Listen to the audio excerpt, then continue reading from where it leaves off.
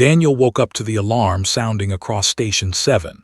The red lights flashed in the corridors, and the computer announced that an unknown spacecraft was falling toward the planet. Daniel moved fast. He was the medical officer on duty, and that meant every emergency became his problem. He rushed to the observation deck where the team was already gathering. Through the window they could see it. A ship, dark and broken, was falling from the sky. Smoke poured from its sides. The vessel was large, maybe the size of an old Earth freight plane, but nothing like anything Daniel had seen in the databases. Its shape was wrong. Too smooth. Too alien. Captain James Murphy was shouting orders. "Get the rescue team ready. Whatever is in that ship, we need to know what it is." Daniel felt the weight of responsibility settle on his shoulders. "I am ready, Captain. Take me with the rescue team." Murphy turned to him. "Are you sure? We do not know what we are dealing with." "That is exactly why you need a medical officer," Daniel replied. "If there are survivors, they will need help." The rescue team suited up in thick protective gear. Daniel checked his medical kit 3 times. He had equipment for human emergencies, but this was different. This was unknown. The ship crashed about 3 kilometers from Station 7, in an open area near the base of a tall mountain range. When they arrived at the crash site, the heat was still rising from the broken vessel. Daniel could smell burned metal and something else, something organic. His team moved carefully, checking every opening in the ship. The interior was dark and twisted. Pieces of machinery hung from walls and ceilings. Whatever technology had built this ship was far more advanced than anything Earth possessed. Then Daniel heard it, a soft sound. A click and a harmonic tone mixed together. Something was alive in this wreckage. He moved toward the sound and found her in a back compartment, wedged between a broken control panel and a wall. She was unlike anything he had ever seen. Her skin had a blue-silver color that seemed to shift in the light. She had 3 fingers on each hand. Her eyes were very large and black without any white part. Her face was long and thin, and her body was tall but light-looking. She was breathing, but her breathing was slow and weak. Her eyes opened when Daniel came near. She made that clicking sound again, louder this time. It might have been fear, it might have been pain. Daniel could not tell. "Do not move," he said in a calm voice. "I am here to help." He did not know if she understood him. Her large eyes moved to his face and she stopped making sounds. Daniel worked carefully to move the broken metal away from her body. His team helped him lift her onto a stretcher. She was lighter than he expected, almost fragile. When they brought her back to Station 7, Daniel took her directly to the medical bay. He had never worked on a being like this before, but basic medicine was basic medicine. She needed oxygen. She needed her injuries treated. She needed her body temperature monitored. Doctor came into the medical bay as Daniel was checking the alien's oxygen levels, stared at the creature on the table. "What is she?" asked. "Alive," Daniel said. "That is what I know right now. She is alive and she needs our help." Moved closer and examined the alien carefully. Her physiology is different from anything we have records of, but her body is working. Her heart is beating. Her lungs are breathing. Daniel nodded. He had already seen these things. "We keep her stable. We watch her. We wait for her to wake up and tell us what she is and where she came from." Was quiet for a moment. "The commander is going to have problems with this." "Let him have problems," Daniel said firmly. "This person is injured. She needs medical care. We are not going to leave her to die." Over the next 3 days, Daniel stayed with the alien almost all the time. He adjusted her oxygen levels. He monitored her vital signs. He changed her bandages and treated her wounds. He spoke to her in calm tones even though she could not respond. Sometimes he told her about Earth and about humanity. Sometimes he talked about his family back home. Sometimes he simply sat quietly beside her bed. Came in on the 3rd evening. She looked tired. "You have become very attached to her," said. "I am a doctor," Daniel replied. "I treat patients, I care for them. That is my job." That is not what I mean, said. She sat down in a chair near the medical table. You are treating her like she matters to you personally. Most of the station staff thinks we should not have brought her here. They think we should have left her in the wreckage. Those people are wrong, Daniel said. She is alive, she is thinking, she is feeling. How is she any different from us? Smiled a little. Because you are going to cause yourself trouble for her. The commander does not care about her suffering. He cares about the resources we are using to keep her alive. Daniel did not answer. He turned back to his patient and checked her temperature. It was going down. That was good. That meant her body was getting stronger. On the fourth morning, the alien's eyes opened.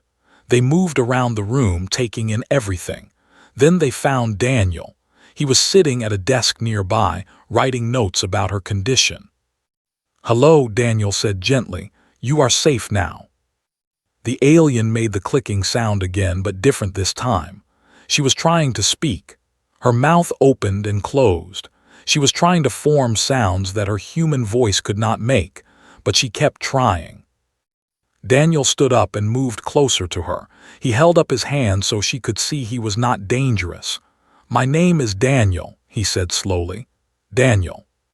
The alien watched him. Her large eyes were clear now. She was thinking. She was understanding. Her hand moved toward his arm. The movement was slow because she was still weak. Her 3 fingers touched his skin gently. She made the clicking sound again, then spoke in a voice like wind through a broken window. The sounds were strange and hard to understand, but they were words. She was trying to speak his language. Safe, she said, the word rough and broken. You safe. Tears came to Daniel's eyes. She was not just alive. She was communicating. She was connecting. Yes, he said, you are safe. I saved you from the crash. I brought you here. You are going to be okay.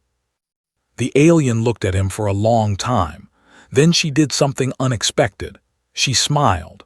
Her smile was different from a human smile, but it was unmistakable. It was gratitude. It was trust. It was the beginning of something neither of them could have predicted. Daniel smiled back at her. He had no idea what was coming next. He did not know that this moment, this simple act of choosing to save an alien life, would change everything. He only knew that he had done the right thing, and that was enough. 2 weeks after the crash, the alien woman could walk again. Daniel moved her from the medical bed to a room in the station where she could recover more fully. Was there every day, working with her on language. The alien was learning English faster than anyone thought possible. Her name was, she was from a place called a star system far from Earth. She told them her ship had been traveling to a new colony when something went wrong. A problem with the navigation system sent her into the planet's atmosphere. The crash destroyed everything. Spent time looking out the windows of the station. She watched the sky and the mountains below. She listened to the sounds of humans moving through the corridors. She asked questions about everything. How did humans build structures? What did they eat? Why did they speak so many languages? Daniel found himself spending more time with her than with anyone else. He brought her food from the dining hall. He showed her how different parts of the station worked. He answered her questions about human culture. One afternoon, they sat in the observation room together. Was wrapped in a blanket because she felt cold. Her meridian body was not designed for Earth's cool temperatures. Why did you save me? She asked suddenly.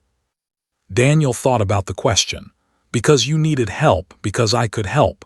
It was the right thing to do. Turned to look at him. Her large, dark eyes searched his face. That is not logical thinking. You did not know me. I was an unknown being from an unknown place. Saving me took resources. It put you in danger. It gave you nothing in return. No, Daniel agreed. It did not give me anything, but that is not why we help people. We help because we are human, because that is who we are. Was quiet. She seemed to be thinking about his words very deeply. My people do not think like that. My people calculate every action. We measure what we will gain before we act. This action you took, it has no value in our thinking. Then maybe your way of thinking is wrong, Daniel said. Made a sound that might have been surprise or agreement. Perhaps your way is strange, but I think perhaps it is also good. Brought books to read, read them with incredible speed, understanding more each day. She asked about human history, human art, human relationships. She seemed desperate to understand everything about the species that had saved her life. The other members of the station were not happy about her presence. Daniel heard their complaints. She was using resources. She was a security risk. She was taking space that could be used for other purposes. Some of the staff wanted her removed. They wanted her sent to a different location, kept away from the main station. Commander Frank Stevens called Daniel into his office one afternoon. The commander was a tall man with gray in his hair. He looked tired. "The council is discussing your alien guest," Stevens said. "Not everyone agrees with keeping her here." "She needs medical attention," Daniel replied. "She is still recovering." "That is not the real issue," Stevens said. He leaned back in his chair. "The real issue is what we do with her long term. We cannot keep an alien on this station indefinitely. We do not have the resources. We do not have the facilities designed for her needs." "Then we improve the station," Daniel said. "We make it work for her." "That is not practical," Stevens replied. "Listen, a message came through last night. People are looking for her. They want her back. They are sending a ship to retrieve her. This could be an opportunity for us." "An opportunity for what?" Daniel asked, though he already knew the answer. "For trade," Stevens said. "Her people might be willing to pay for her return. They might be willing to share technology. This could benefit the entire human colony." Daniel stood up, his hands clenched into fists. "You want to sell her?" "I want to do what is best for this station and for humanity," Stevens said coldly. "Your alien friend is not our responsibility." "She is a person," Daniel said, "not a commodity." "She is an unknown being from an unknown species," Stevens countered. "And we have a chance to gain something valuable from her presence. That is what matters." Daniel left the office angry. He went to find. She was in the botanical garden, looking at the plants they grew for food. She touched the leaves gently, as if learning from their structure. "Your people are coming," she said when she saw him. She did not make it a question. "Yes," Daniel said. "How did you know?" "I can feel it," replied. "Something has changed in the station. The other humans look at me differently now, with calculation, with interest. Before they looked at me with fear and confusion. Now they look at me with greed." Daniel could not deny it. "They want to send you back. Your people are coming to get you." His hand trembled. She turned away from the plants. "My people will not want me back. I failed my mission. I lost their ship. In my society, failure is not forgiven. It is addressed." "What does that mean?" Daniel asked, though he was afraid he already knew. "It means they will punish me," said simply. "Punishment for failure is the way of, but I do not want to return. I want to stay here. I want to learn more about your people, about your way of thinking." She turned to face him. Her large eyes were darker than usual. "I want to stay with you." The words hung in the air between them. Daniel understood what she was asking. She was asking him to help her. She was asking him to choose her over his own people. She was asking for the same help he had given her when he pulled her from the wreckage. "I will help you," Daniel said, and he meant it with every part of himself. That night he went to his quarters, was reading before sleep. She looked up when Daniel arrived. "Stevens wants to send her back," Daniel said without any introduction. Sighed and set down her book. "I know. He mentioned it to me. He wants me to prepare a medical report saying she is ready for travel." "Will you do it?" Daniel asked. Stood up and looked at him. "No, I will not, because I think you are going to do something crazy and I am going to help you do it. But you need to understand what that means. It means leaving the station. It means becoming fugitives." "I understand," Daniel said. "I am not sure you do," replied. But I also know that saved your life when they found her. She did not have to trust you. She did not have to believe you would help her. But she did. And we do not abandon people who depend on us. That is the human way, is it not? Daniel felt something break open inside his chest. Gratitude, relief, certainty. Yes, that is the human way. Nodded. Then we will need a plan, and we will need to move fast, because when that Meridian ship arrives, Stevens will not wait long to hand her over. Plan came together quickly. Would create a malfunction in the surveillance systems around 2 in the morning.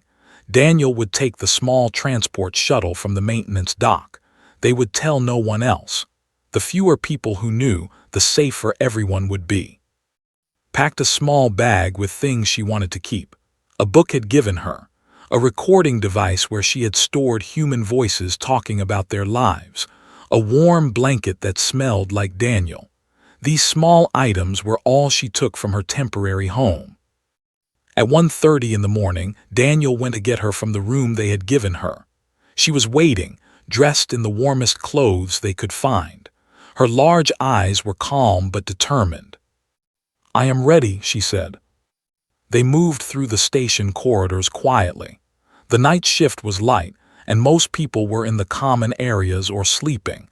Met them near the maintenance dock. She handed Daniel a data chip. "This has everything you need to survive off-station," said. "Supplies lists, maps of the surrounding areas, information about the settlement at Quarantine Bay. They are independent. They do not answer to Station 7. "Thank you," Daniel said. "Thank me by taking care of her," replied. She looked at. "And you, do not get him killed. He risked everything for you." "I understand," said.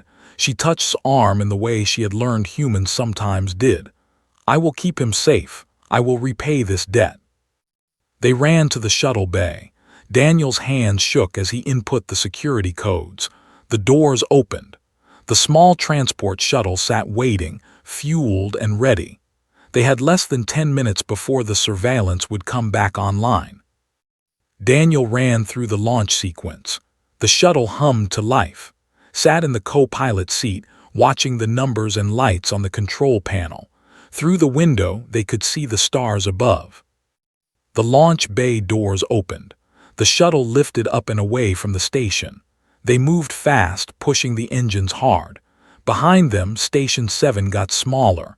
Soon it was just a light in the darkness. Daniel set the course for Quarantine Bay and then allowed himself to breathe.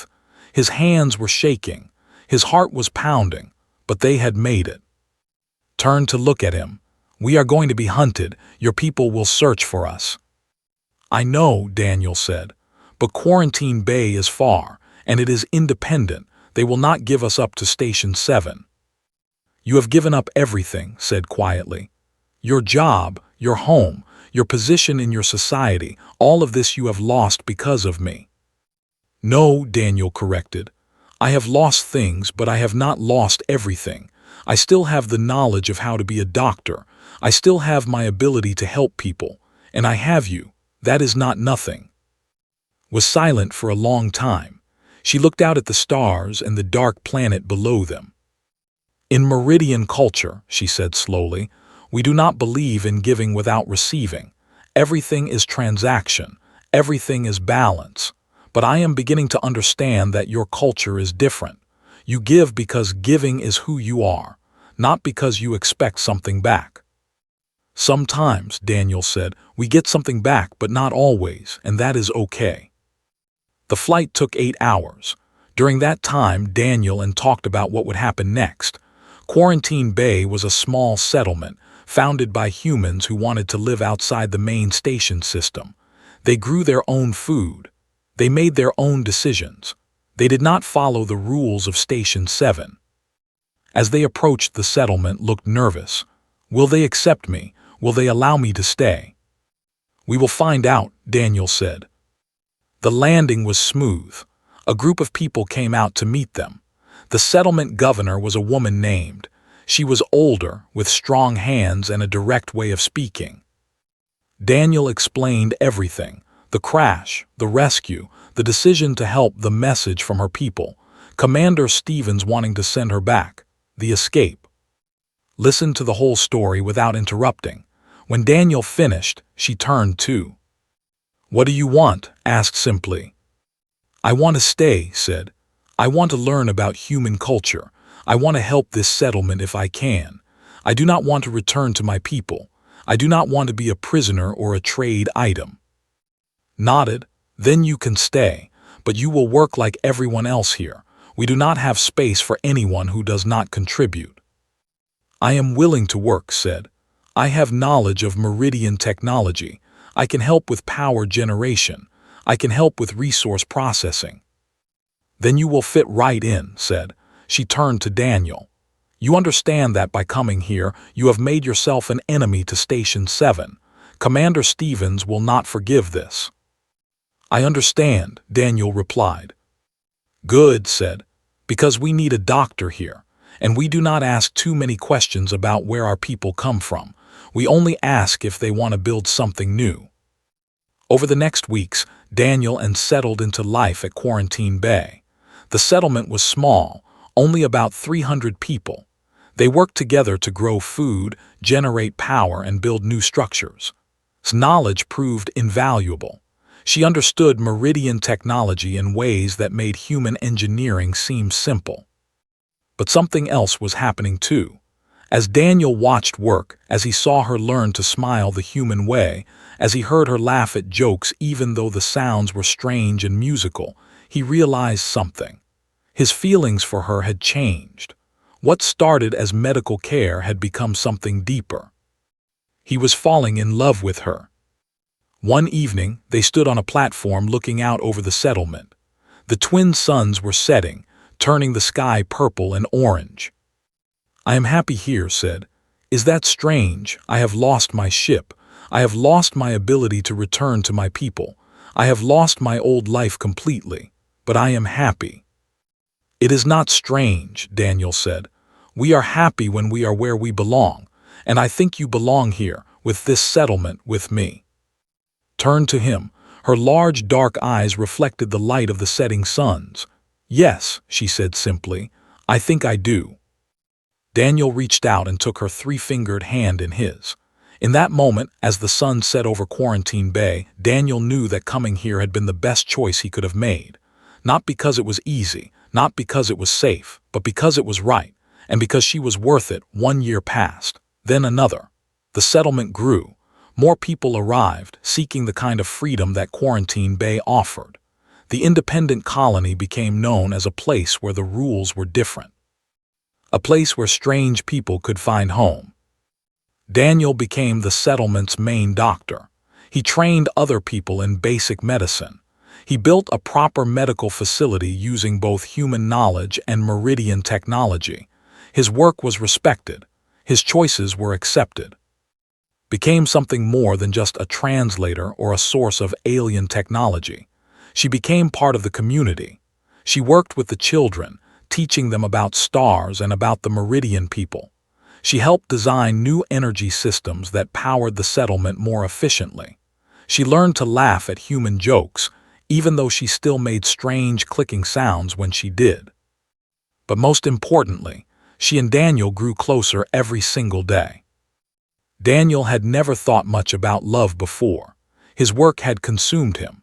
His dedication to helping others had left no room for personal relationships, but changed that. Being with her meant learning what it felt like to think about someone else first.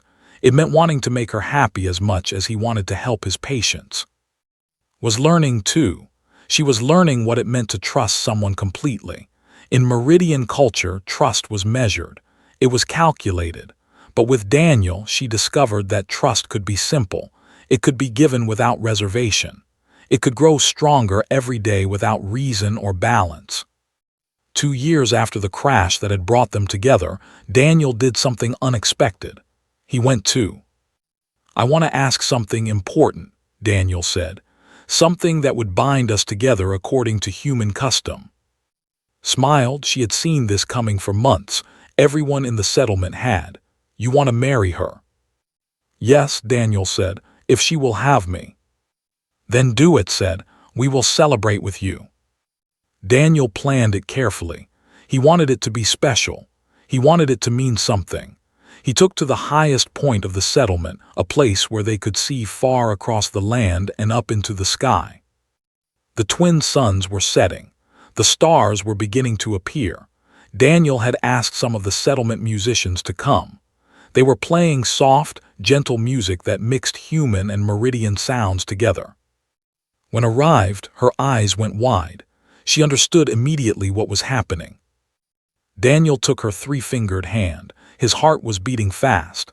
He said, "I came to your crashed ship and pulled you from the wreckage. I saved your life, but you also saved my life.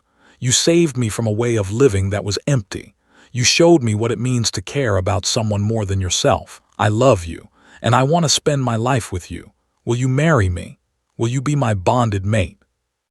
Made the clicking sound that meant contentment, but tears were running down her face. Her large eyes showed emotion that was very human despite her alien features. "Yes," she said, "I will marry you. I will spend my life with you. I will love you in the way my people love, with complete dedication and without question. You are my bonded mate. You will always be my bonded mate." The ceremony happened that night under the stars. Performed the human parts. An older Meridian, an explorer who had found refuge at Quarantine Bay, performed the Meridian parts. They mixed traditions together, creating something new. They exchanged items that meant something to them. Daniel gave his father's watch, something he had carried since his childhood. Gave Daniel a small crystal from her home world. She said it was a piece of that would always connect them. The settlement people danced and celebrated.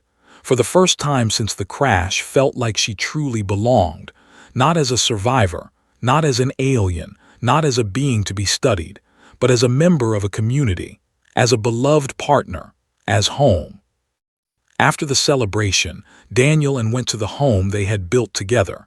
It was small but comfortable. It had windows that looked out over the settlement and the mountains beyond. "I have something to tell you," said as they sat together looking out at the stars. "What is it?" Daniel asked. "I am going to have your child," said quietly. "Our child, a being who will be part human and part Meridian, something new." Daniel felt joy surge through him. He pulled close, careful not to hurt her. She was already beginning to change. Her body was adapting. Soon their child would grow inside her. "A child," he said, "our child." "Yes," said, "our child will be born in this settlement. It will grow up knowing both human culture and Meridian culture. It will understand that being different is not bad. Being different is beautiful." Daniel held her, feeling the reality of it all. 2 years ago, he had pulled a broken alien from a crashed ship. He had done it because it was the right thing to do. He had not expected it to change his life. He had not expected to fall in love. He had not expected to build a family. But that was what had happened. The simple act of choosing kindness over practicality had led to everything. "You know what my people will say?" asked. "When they learn about our child, they will say that we have violated the natural order. They will say that a human and a Meridian should never create life together." "And what do you think?" Daniel asked. "I think they are wrong," said. "I think our child will be proof that there is another way, a way based on love instead of calculation, a way based on connection instead of separation. Our child will show the universe what is possible when people choose each other instead of fighting." Daniel kissed her gently.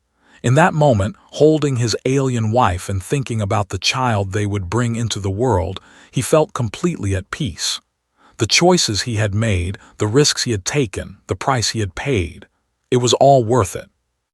"I love you," he said. "I love you," replied. Her voice was soft and certain. "I will always love you. We are bonded now. Nothing can break that bond."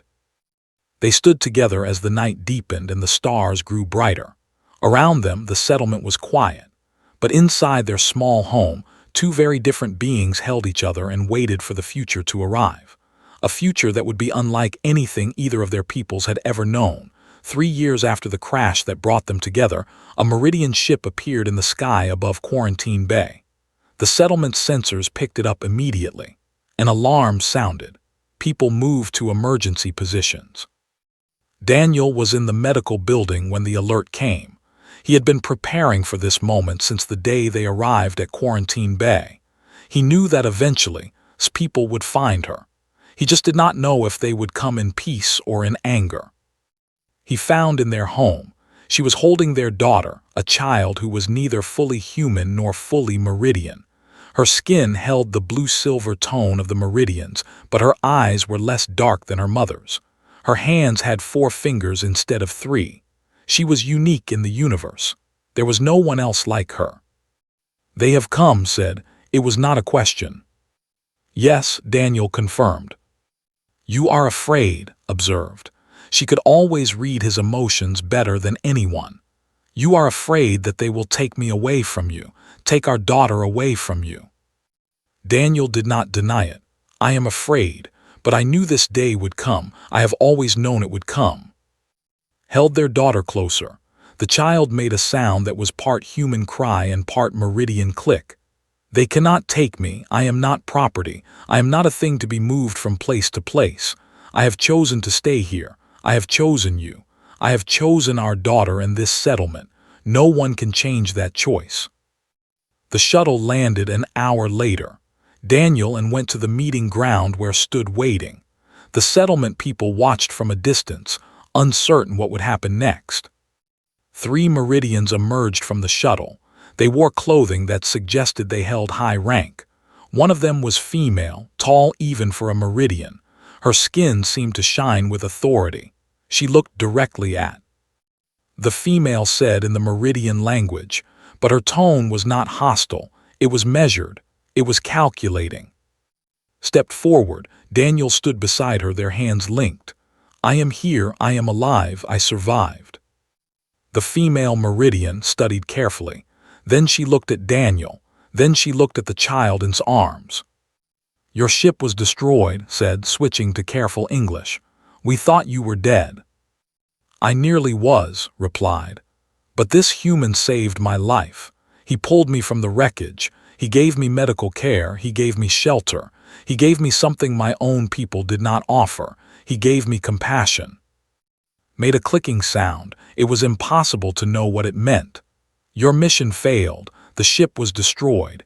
In Meridian law, failure brings punishment." "I understand," said. She raised her chin. "I am ready to accept punishment, but I am also ready to defend my choices. I have chosen to stay here. I have built a life here. I have created something new." Was quiet for a long time. The other 2 Meridians were watching everything. Finally spoke. "We have learned something since we began searching for you.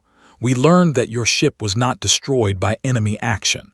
We learned that the navigation failure was caused by a solar anomaly that our scientists did not predict. The failure was not yours. The failure was ours. The Meridian Council was wrong to declare you a failure." Seemed surprised. She said nothing for a moment.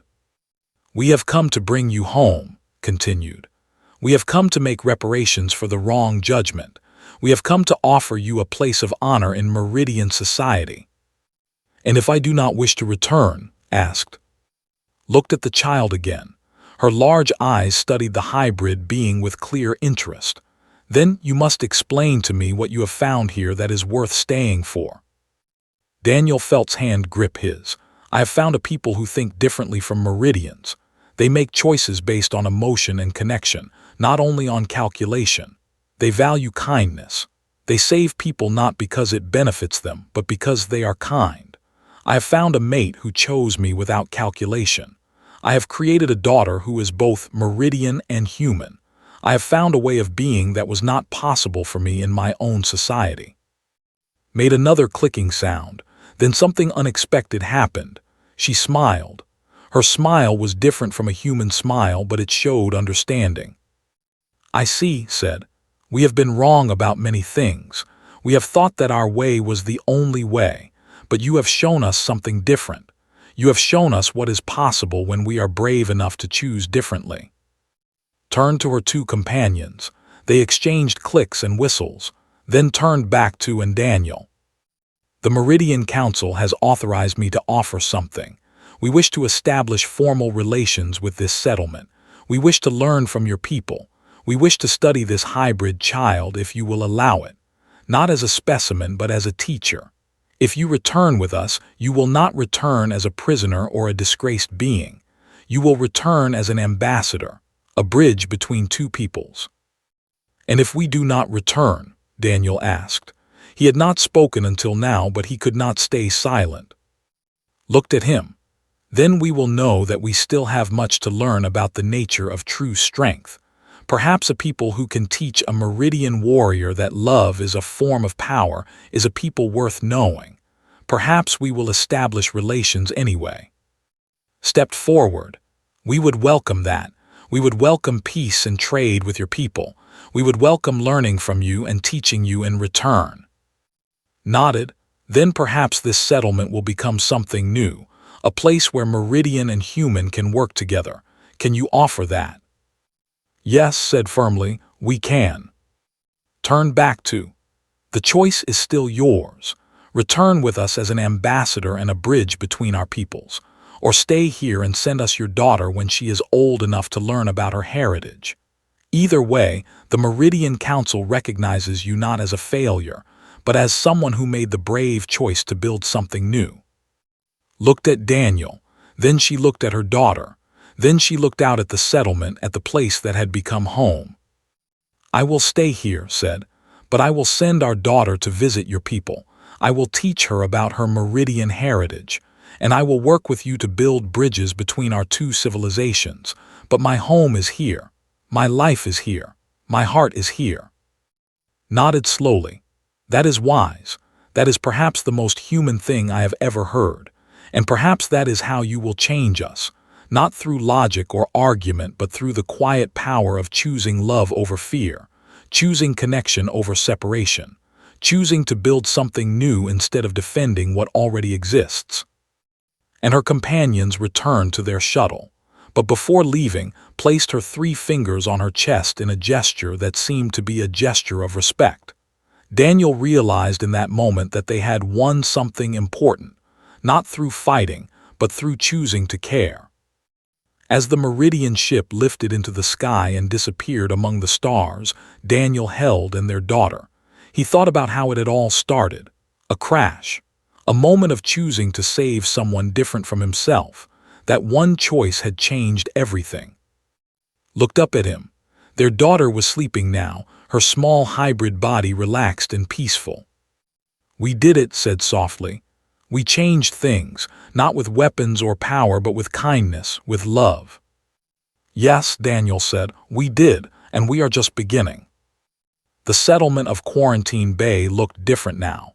Not physically, but in its meaning. It had become something new.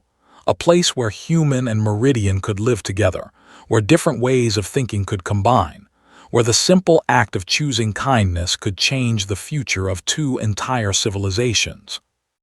Daniel and their daughter walked back through the settlement, and everywhere they went, people smiled at them. They were the future. They were proof that another way was possible. They were home.